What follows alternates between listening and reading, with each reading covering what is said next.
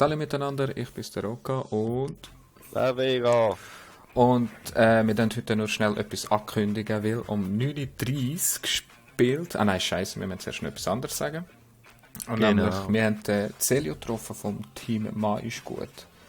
Das ist jetzt Schweizer Pro, ja, man kann schon sagen Pro, das Pro-CS-Team, wo recht gut drin ist und so. Und die Seli hat uns oder wir haben ihm mal vorgeschlagen, wir könnten doch mal ein Match kommentieren. Weil wir haben ja so viel Ahnung von CS als Silber und so. Dann haben wir gedacht, könnten wir das mal machen. Ja, auf jeden Fall wird das heute passieren und nämlich genau am 9:30 Uhr fährt der Match an. Wir werden Genau. sicher vorher streamen, gehe ich jetzt mal davon aus.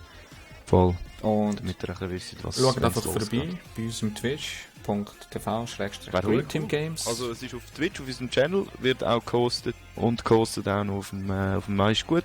Genau. Und also Links sind sowieso alles drin. Ihr könnt dann nachher selber entscheiden, ob ihr bei uns schauen wollt oder bei ihnen. Es ist egal, weil ihr seht beides nur von uns.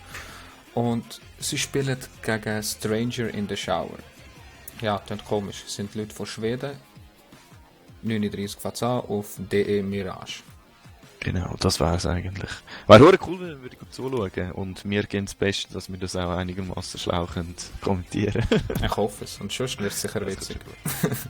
Also, In dem Fall, schaut vorbei und schöne. tschö.